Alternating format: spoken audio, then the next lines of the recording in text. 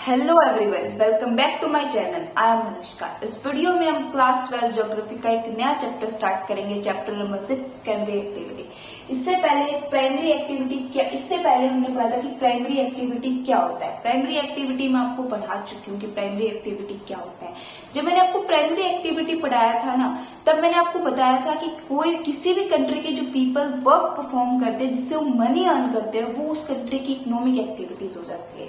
यानी कि आप किसी भी कंट्री में रह रहे हो, what ever work you doing, और उस वर्क के बदले जब आपको उस वर्क के रिटर्न में आपको मनी अर्न कर रहे हो, तो मतलब क्या आप एक इकोनॉमिक एक्टिविटी परफॉर्म कर रहे हो, वो उस कंट्री की इकोनॉमिक एक्टिविटी बन जाती है। बिकॉज आप मनी अर्न कर रहे हो, इट मीन्स आप कंट्री की जीडीपी में कंट्रीब्यूट कर रहे हो। बट वो इकोनॉमिक एक्टिविटी भी जो होती है ना, वो आपकी 3 टाइप्स की होती है, जो कि मैंने आपको पहले भी बताई थी और अब मैं आपको दोबारा बता रही हूँ। 3 टाइप्स की होती है। एक होती है प्राइमरी एक्टिविटी, जो कि इससे पिछले वाला चैप्टर था, वहां पर हमने पूरे डिटेल में पढ़ी थी कि प्राइमरी एक्टिविटी क्या होती है। दूसरी जो आज हम पढ़ेंगे सेकेंडरी एक्टिविटी, जो आपका चैप्टर नंबर 6 के अंदर है। और जो थर्ड होती है वो होती है हमारी टेरिशरी एक्टिविटी। मैंने आपको बताया कि प्राइमरी एक्टिविटी यानी कि किसी भी कंट्री के जो पीपल होते हैं, अगर वो एग्रीकल्चर कर रहे हैं, वो फिशिंग के लिए डिपेंड है अपनी इनकम के लिए, यानी कि उनका जो सोर्स ऑफ इनकम है वो फिशिंग है, उनका सोर्स ऑफ इनकम एग्रीकल्चर है, सोर्स ऑफ इनकम माइनिंग है। तो क्या होगा, वो सारे ही लोग जो होते हैं एक तरीके से इकोनॉमिक एक्टिविटी तो परफॉर्म कर रहे हैं, बिकॉज फिशिंग करके उनको क्या मिल रहा है, फिशिंग के बदले उनको क्या मिल रही है, मनी मिल रही है। फार्मिंग के बदले क्या मिल रही है, उनको मनी मिल रही है। माइनिंग के बदले उनको क्या मिल रही है, मनी मिल रही है। मतलब बट वो किस तरह की एक्टिविटी परफॉर्म कर रहे हैं, उनको ये बोला जाएगा कि they are doing the primary activities and they are contributing the GDP in working in primary sector, की वो प्राइमरी एक्टिविटीज को परफॉर्म कर अपनी इनकम को अर्न कर रहे हैं। वो प्राइमरी सेक्टर में काम करते हैं, जो कि हमारे प्राइमरी सेक्टर में काम कर हमारी जीडीपी में कंट्रीब्यूट कर रहे हैं। और जो दूसरा हमारा आज हम एक्टिविटी पढ़ेंगे, वो पढ़ेंगे हम सेकेंडरी एक्टिविटी। क्या होती है सेकेंडरी एक्टिविटी? ये तीनों ही chapter, primary activity, secondary activity, tertiary activity, एक दूसरे से कनेक्टेड है। ठीक है, सेकेंडरी एक्टिविटीज कौन सी होती है? देखो, जो हमने प्राइमरी एक्टिविटी पढ़ा था, तब मैंने आपको बताया कि प्राइमरी एक्टिविटीज में जो ह्यूमंस होते हैं, जो पीपल होते हैं, वो अपने काम के लिए नेचर पर डिपेंड रहते हैं। यानी कि वो एक्सट्रैक्ट करेंगे रॉ मटेरियल, और वो रॉ मटेरियल ही उनके लिए एक सोर्स ऑफ इनकम होता है। यानी कि वो नेचर पर डिपेंड करते हैं अपनी इनकम के लिए। क्या करते हैं, जैसे फार्मर क्या करेगा, एग्रीकल्चर करेगा, एग्रीकल्चर से वो जो भी क्रॉप प्रोडक्शन करेगा वो उसको नेचर ने दी। आप फिशिंग कर रहे हो, उस पर भी आप नेचर पर डिपेंड कर रहे हो, क्योंकि fish is the part of nature. आप माइनिंग कर रहे हो तो भी आप नेचर पर डिपेंड कर रहे हो, क्योंकि mining is also the part of nature. Mining से आपने कोल एक्सट्रैक्ट करा, आयरन एक्सट्रैक्ट करा, पेट्रोलियम एक्सट्रैक्ट करा, ये सारी क्या है, नेचुरल रिसोर्स जो कि हमें किसने दिया, नेचर ने दिया। यानी कि आप अपनी पूरी इनकम के लिए किस पर डिपेंड हो, आप अपनी पूरी इनकम के लिए नेचर पर डिपेंड हो। ठीक है, तो इस तरह के वर्क जो इन सेक्टर, जब आप नेचर पे डिपेंड हो जाते हो, नेचर पे डिपेंड कर अपनी मनी अर्न करते हो, उस तरह का जब आप वर्क करते हो, तो ये बोला जाता है कि आप प्राइमरी सेक्टर में काम कर रहे हो या फिर आप प्राइमरी एक्टिविटीज परफॉर्म कर रहे हो। बट जब आप नेचर से इंडस्ट्रीज में जाके काम करते हो, यानी कि वर्क के प्रेफरेंस के अकॉर्डिंग इन 3 सेक्टर्स में डिवाइड करा है। प्राइमरी एक्टिविटी कर रहे हो, इनकम तो आप तब भी अर्न करो, वो भी इकोनॉमिक एक्टिविटी होगी। अब सेकेंडरी एक्टिविटी में वर्क कर रहे हो तो भी आप इनकम तो आप फिर भी अर्न कर रहे हो, वो भी इकोनॉमिक एक्टिविटी होगी। टेरिशरी में कर रहे हो तो भी, अगर आप टीचिंग कर रहे हो तो भी आपने मनी अर्न करी, दैट्स ऑल्सो इकोनॉमिक एक्टिविटी। को टीचिंग के थ्रू भी आप जीडीपी में कंट्रीब्यूट कर रहे हो। अब फिशिंग के थ्रू भी जीडीपी में कंट्रीब्यूट कर रहे हो, एग्रीकल्चर के थ्रू भी कर रहे हो। अब अगर आप इंडस्ट्रीज में काम कर रहे हो तो भी आप जीडीपी में कंट्रीब्यूट कर रहे हो। But the difference is that कि वर्क के प्रेफरेंस के अकॉर्डिंग 3 सेक्टर में कंट्री की इकोनॉमी को डिवाइड कर दिया, primary, secondary and tertiary.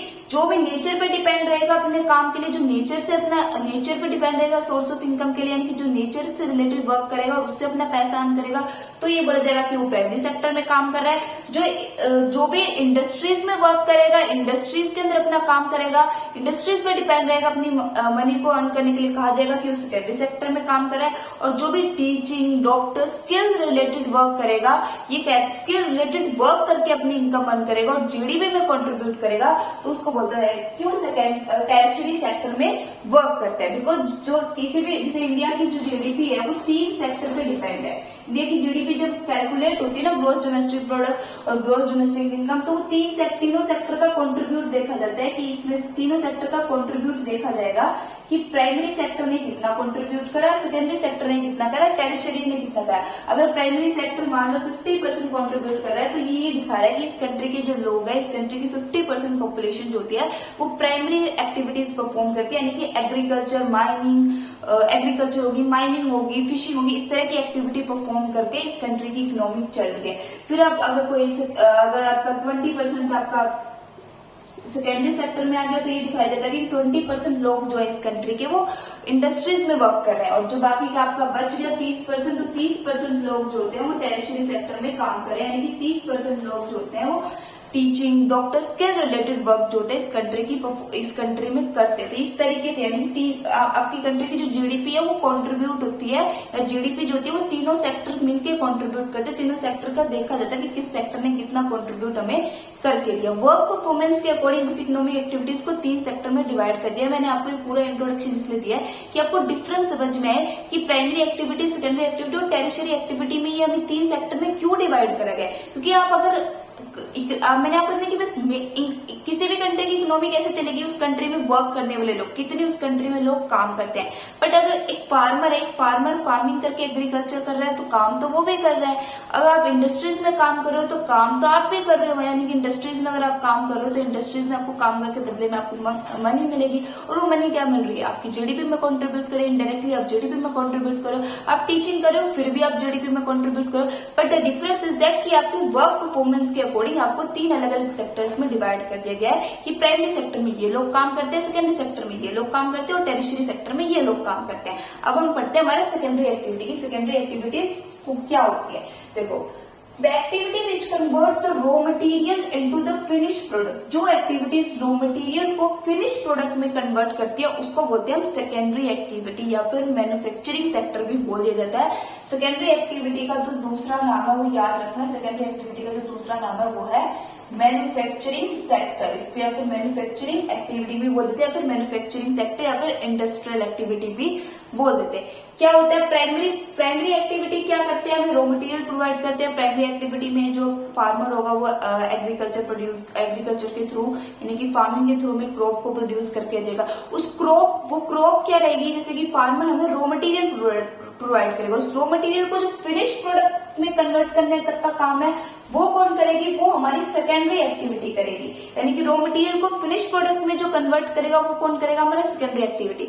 For example farmer ने एग्रीकल्चर करके हमें टमाटो दिया। वो टमाटो तो एक रॉ मटेरियल ही है ना, वो टमाटो एज रॉ मटेरियल की तरह यूज हो रहा है, वो हमें फार्मर ने एग्रीकल्चर को दिया। पर उस टमाटो को केचप बना के, उस टमाटो को जैम बना के वो किसने करके दिया, उस सेकेंडरी एक्टिविटी ने दिया। यानी कि रॉ मटेरियल को फिनिश गुड में जो कन्वर्ट करने का काम करती है ना, वो सेकेंडरी एक्टिविटी करती है। जो टमाटो था वो एक रॉ मटेरियल की तरह वर्क कर रहा था, वो कच्चा था, लेकिन उसको टमाटो से केचप बनाने का काम या टमाटो से जैम बनाने तक का काम किसने करा, सेकेंडरी एक्टिविटी ने या फिर मैन्युफैक्चरिंग सेक्टर ने करा। यानी कि ये क्या करती हैं, जो भी लोग क्या करते हैं, रॉ मटेरियल को फिनिश गुड में कन्वर्ट कर देते हैं, वो किस सेक्टर में काम करते हैं, वो सेकेंडरी सेक्टर में काम करते हैं, या फिर मैन्युफैक्चर, यानी कि इंडस्ट्रीज क्या करती हैं, इंडस्ट्रीज का तो काम ही होता है कि वो रॉ मटेरियल को एक्सट्रैक्ट करेगी। रॉ मटेरियल उनको प्रोवाइड कहाँ से होता है, प्राइमरी एक्टिविटी से। यानी कि प्राइमरी सेक्टर जो होता है वो सेकेंडरी सेक्टर को यानी कि इंडस्ट्रीज को रॉ मटेरियल प्रोवाइड करेगा, और रॉ मटेरियल को जो फिनिश गुड में कन्वर्ट करेगी वो कौन करेंगी, इंडस्ट्रीज करेगी। यानी कि एक तरीके से उस प्रोडक्ट को पूरा फिनिश करने का काम, यानी कि उसको प्रोडक्ट को पूरी तरीके से, जैसे कॉटन है, एक कॉटन आपको एग्रीकल्चर से, फार्मिंग से मिल जाएगी, पर उस कॉटन से क्लॉथ बनाने का जो काम करता है, यानी कि जो कपड़े आप पहनते हो, चाहे वो कॉटन के पहनते हो, सिल्क के पहनते हो, यानी कि जो कपड़े बनाने का काम करता है वो कौन करती है, इंडस्ट्रीज करती है, यानी कि सेकेंडरी एक्टिविटीज करती है। जो भी लोग इंडस्ट्रीज में काम करते हैं उनको सेकेंडरी एक्टिविटी बोल देते हैं, इसलिए इसको मैन्युफैक्चरिंग सेक्टर भी बोलते हैं। यहाँ पर काम जो होता है वो मैन्युफैक्चरिंग करने का होता है, कुछ ना कुछ बनाने का काम होता है। These activity increase the value of product। ये एक्टिविटी क्या करती है, जो प्रोडक्ट की वैल्यू होती है ना उसको इंक्रीज करती है। प्रोडक्ट की वैल्यू कैसे इंक्रीज करती है, देखो, एक तो आप टमाटो नॉर्मली आप फार्मर से जाके टमाटो खरीदोगे, आपको 10 रुपए में मिल जाएगा, 5 रुपए में मिल जाएगा अगर आप एक टमाटो जाके खरीदते हो उससे।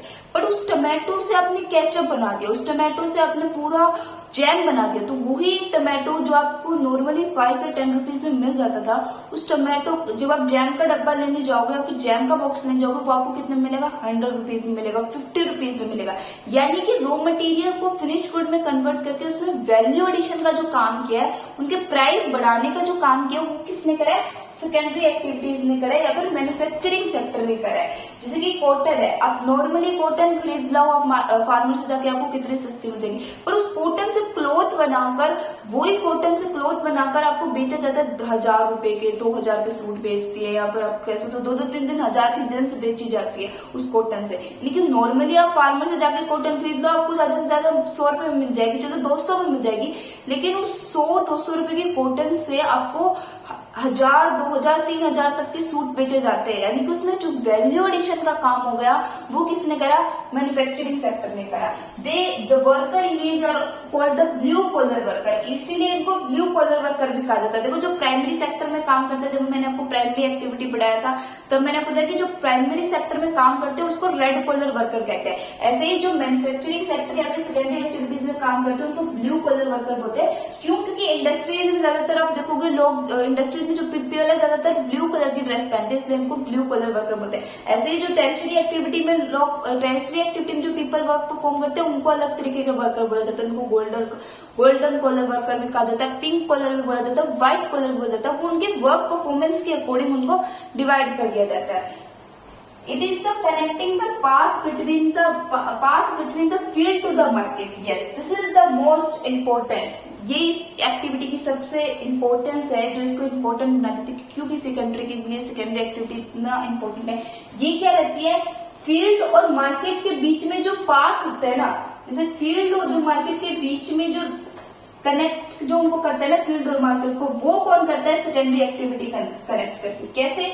फील्ड मतलब आपने फार्म एग्रीकल्चर करी, खेती से आपने क्रॉप को प्रोड्यूस करा, what ever different types of आपने क्रॉप प्रोड्यूस कर ली, आपने जो भी अलग अलग तरह की क्रॉप्स होती है वो आपने प्रोड्यूस करी, पर उस क्रॉप से फिनिश गुड में कन्वर्ट करके उसको मार्केट में सेल करने तक का काम जो करेगी वो कौन करेगी? हमारी सेकेंडरी एक्टिविटीज करी। आपने यहाँ से मार्केट जो फार्मर्स थे उन्होंने इंडस्ट्रियल सेक्टर के पास जो भी उन्होंने क्रॉप प्रोड्यूस करी, वट एवर जो भी रॉ मटेरियल होगा वो प्रोवाइड करा, उस रॉ मटेरियल को फिनिश गुड में कन्वर्ट करे, फिनिश गुड में कन्वर्ट करने का काम कौन करेगी?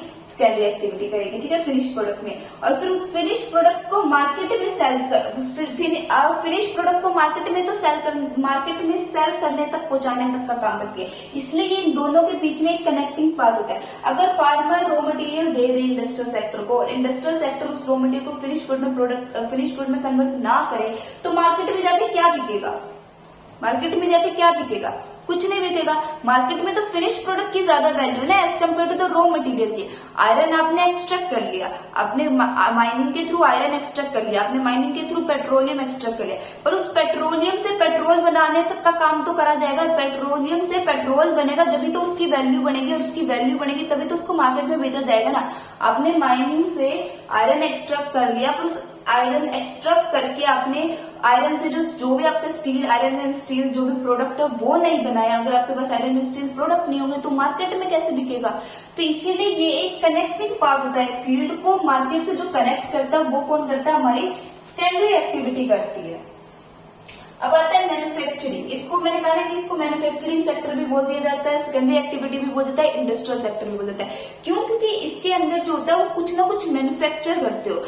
जो प्राइमरी एक्टिविटी को क्या बोला जाता है कि ये नेचुरल है, यहाँ पर आप एक्सट्रैक्ट करते हो, आप यहाँ पर कलेक्शन करते हो, रॉ मटेरियल को एक्सट्रैक्ट करते हो, रॉ मटेरियल को आप प्रोड्यूस करते हो, बस रॉ मटेरियल को फिनिश गुड में कन्वर्ट करते हो। फिनिश गुड में कन्वर्ट करने के लिए आपको कुछ ना कुछ मैन्युफैक्चर करना पड़ेगा, इसीलिए इसको मैन्युफैक्चरिंग सेक्टर भी बोला जाता है। Manufacturing means to build something. Manufacturing का मतलब किसी चीज को, कुछ भी बनाने, यानी कि किसी भी चीज को मैन्युफैक्चर करना। It consists the processing, bleeding and transferring। यानी कि इसके अंदर पूरा आपका इंक्लूड होगा। प्रोसेसिंग भी होगा, जो प्रोडक्ट है उसका प्रोसेसिंग होगा, फिर उसका प्रोडक्ट को बनेगा, फिर उसकी ट्रांसफॉर्मिंग होगी। यानी कि जैसे कि आपकी गैस पाइपलाइंस होगी, जैसे कि आपका इवन जो रिफाइनरीज होती है, ऑयल रिफाइनरीज का काम भी कौन करती है? मैन्युफैक्चरिंग सेक्टर करती है। पहले ऑयल लेंगी, फिर उस ऑयल को प्रोसेसिंग करेगी, उसको रिफाइन करेगी, फिर उसको ट्रांसफर करा जाएगा मार्केट तक का पूरा काम जो होता है वो आपका मैन्युफैक्चरिंग सेक्टर या फिर सेकेंडरी एक्टिविटी में होता है। The manufacturing word give the idea of factory. Even जो मैन्युफैक्चरिंग वर्ड है ना, उसी ने हमें आइडिया दिया फैक्ट्री का। फैक्ट्री में क्या करते हैं हम? कुछ ना कुछ चीज का प्रोड्यूस करते हैं, कुछ ना कुछ चीज को मैन्युफैक्चरिंग करते हैं, कंस्ट्रक्ट करते हैं, ठीक है। The factory is different from the industries. Factory और इंडस्ट्रीज में डिफरेंट होते हैं, क्योंकि इंडस्ट्रीज जो होती है वो लार्ज स्केल पे लगती है। इंडस्ट्रीज में आप लार्ज लेवल पे प्रोड्यूस करते हो। डिफरेंस इतना होता है कि फैक्ट्री तो आप भी अपने घर में, अपने मतलब कोई भी आपने एरिया ले लिया, आपने वहां फैक्ट्री खोल दी। फैक्ट्री में आप जो भी आपका प्रोडक्शन होता है वो एक छोटे लेवल पर होता है, स्मॉल लेवल पर होता है। इवन जो आपका प्रोडक्शन होगा वो शायद इतने लार्ज लेवल मार्केट तक ना भी पहुंच पाए। आपने लोकल्स जो भी आपके लोकल्स होगा वहीं तक आप सेल कर सको। इंडस्ट्रीज में क्या होता है? आपका प्रोडक्शन एक तो लार्ज लेवल पर होता है और एक वेल सेटल मैनर में होता है, जहां पर आपके पास हर वर्क के लिए, इवन आपकी पैकेजिंग के लिए आपके पास अलग अलग वर्कर्स होंगे, जो कंस्ट्रक्ट कर रहे होंगे, कुछ बना रहे होंगे, कंस्ट्रक्शन के लिए यानी मैन्युफैक्चरिंग करने के लिए आपके पास अलग वर्कर होंगे। फिर आप कह सकते हो कि डब्बे, जैसे कि जो बॉक्सेस वगैरह में सामान डालने के लिए आपके पास अलग वर्कर होंगे, यानी कि हर वर्क के लिए आपके पास अलग वर्कर होता है। जब आप कैरेक्टरिस्टिक्स ऑफ इंडस्ट्रीज पढ़ोगे ना, जब आपको मैं पढ़ाऊंगी कि इंडस्ट्रीज में भी काम एक सिस्टमेटिक तरीके से चलता है, बहुत सिस्टमेटिक तरीके से, हर वर्क के लिए अलग वर्कर होता है। So that was the difference between the factory and the industries. Industries एक लार्ज लेवल पर रहती है। इंडस्ट्रीज का जो प्रोडक्शन होता है वो इवन फॉरेन्स में भी सेल होता है, और एक लार्ज लेवल पर जहाँ पर आपके लिए हर वर्क के लिए एक अलग हर वर्क के लिए आपके पास अलग टाइप्स ऑफ पीपल होते हैं। एक वेल सेटल्ड मैनर में आपका वर्क जो होता है वो परफॉर्म करा जाता है, और आपका प्रोडक्शन जो होता है वो लार्ज मार्केट तक सेल करा जाता है। तो this is about just the introduction of this chapter. Secondary activity क्या होता है, even what is the meaning of secondary activities. मैंने आपको आपको बिल्कुल क्लियर हो गया होगा कि सेकेंडरी एक्टिविटीज क्या होती है। इंट्रोडक्शन हमने इस वीडियो का पढ़ लिया है, यानी कि इस चैप्टर के अंदर आपको मैंने ये बता दिया कि आप सब कुछ जो होता है वो मैन्युफैक्चरिंग इंडस्ट्री से रिलेटेड जो होते हैं इस चैप्टर के अंदर आप पढ़ोगे। आपका जो मेन कोर रहेगा इस चैप्टर के अंदर, जहाँ पर सिर्फ आपको डिटेल स्टडी करनी है इंडस्ट्रीज के बारे में, कितने टाइप्स की इंडस्ट्रीज होती है, उनके ओनरशिप के बेसिस पे इंडस्ट्रीज को डिफरेंट टाइप्स में डिवाइड कर दिया है। कैरेक्टरिस्टिक्स क्या होती है इंडस्ट्रीज की, फैक्टर्स कौन कौन से इफेक्ट करते हैं इंडस्ट्रीज को, फिर लार्ज स्केल इंडस्ट्रीज कौन सी होती है, स्मॉल स्केल कौन सी होती है, फिर वर्ल्ड में हाई लेवल इंडस्ट्रीज कौन सी होती है, कौन सा प्रोडक्शन ज्यादा प्रोड्यूस होता है, ये सारा ही हम इस चैप्टर के अंदर पढ़ेंगे। This just about the introduction, जहां पर मैंने आपको चैप्टर का मीनिंग क्लियर कर दिया कि सेकेंडरी एक्टिविटीज में क्या होती है, क्या क्या हम इस चैप्टर के अंदर पढ़ने वाले हैं। तो आया आपको वीडियो अच्छी लगी, अगर आपको वीडियो अच्छी लगी तो प्लीज मेरे चैनल को लाइक शेयर कमेंट सब्सक्राइब करना, प्लीज सब्सक्राइब करना, और अगर बेल आइकन को भी ऑन कर देना, आपको नोटिफिकेशन मिल जाएगा हर वीडियो का। Thank you.